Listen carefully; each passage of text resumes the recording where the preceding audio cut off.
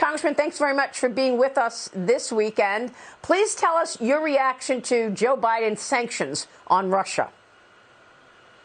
Yeah, Maria, it's great to be back with you. And if you look at President Biden's sanctions, first of all, it's always been after the fact. He's allowed Putin to move for months to this point.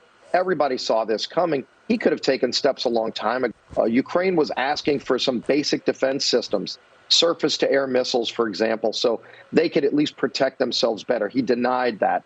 There were other things that he denied. But most importantly, Maria, if you wanted to put real sanctions on Putin, take away the leverage that he has with energy. Joe Biden took American energy off the map as a tool to help our allies, to help our own country, too. And so if you look today with prices over $100 a barrel, Putin's pocketing tens of billions of dollars that he otherwise would not have had because of Biden's weak energy agenda at home. So I've called on President Biden to pull back and reverse all of his anti-American energy policies he put in place. That way you would take leverage away from Putin. And by the way, you would take money out of Putin's pocket. He's using those high oil prices to help finance this invasion. We should take that away from him. Yeah. Well, look, all you had to do was look at the market reaction to figure out that these sanctions are weak. As soon as President Biden announces the sanctions on Thursday, markets rally. And the NASDAQ was down 3.5% before the sanctions were announced. And then it rallies up and it ends up 3.3% on the NASDAQ. So, I mean, markets are reacting here, and oil prices hit $100 a barrel. First time that's happened since Russia invaded Crimea back in 2014. Yeah, in 2014. What is your take on what needs to be done? Yeah, and Maria, and it wasn't just the market reaction, which clearly, as you pointed out, indicates that nobody takes that seriously. Well, look at what President Zelensky said in Ukraine. He basically said, we're alone over here. The U.S. does not have our back. And he's saying that for a reason, because he's been asking President Biden for help for months, seeing this coming. Not troops on the ground, by the way. You know, some basic defensive weapon systems that President Trump had provided, you know, those Javelin missiles, the ability to bust tanks. Zelensky was asking a year ago for some other defense capabilities, and President Biden said no. And he did it because he was afraid of provoking Russia. Why is President Biden afraid of taking on Russia? You need to be tough when you've got bullies out there, and they're seeing the weakness. They're taking advantage of President Biden's weakness. They saw it in Afghanistan.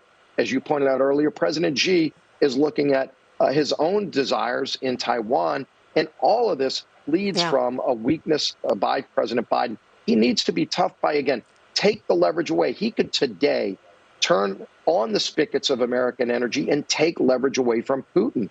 He gave that leverage to Putin when he approved Nord Stream 2 after killing Keystone Pipeline, banning drilling on federal lands. He could reverse that right now, and you would probably see oil drop at least $20, $30 a barrel. And by the way, Putin would lose billions of dollars. But President Biden spent more time in his press conference right after the invasion attacking American energy companies than he did attacking Russia.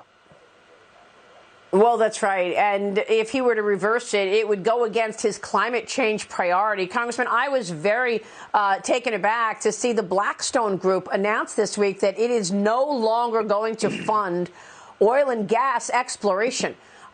This obviously a page out of Joe Biden's book to get away from fossil fuels. It's actually impacting business decisions right now. Real quick, does this come up in this upcoming week in the State of the Union address that President Biden will deliver this week? Do you think he's going to mention the open border? Will he mention the spike in crime, inflation at 40-year highs?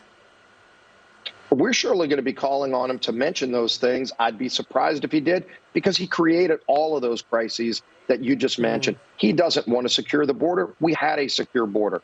He doesn't want to open up American energy because he shut down American energy. But again, as you pointed out, you know, you look at the action Blackstone. By the way, there are other financial companies that are doing the same thing. They're going after American industries, especially the energy industry.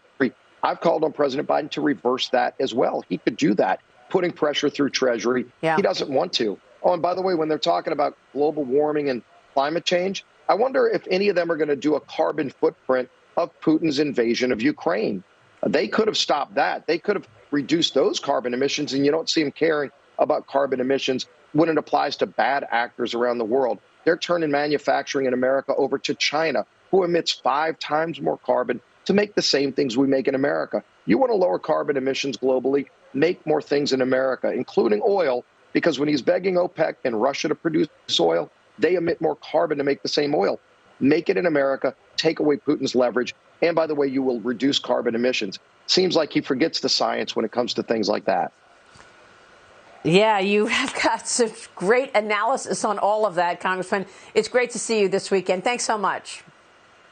Always great to be with you, Maria. Thanks.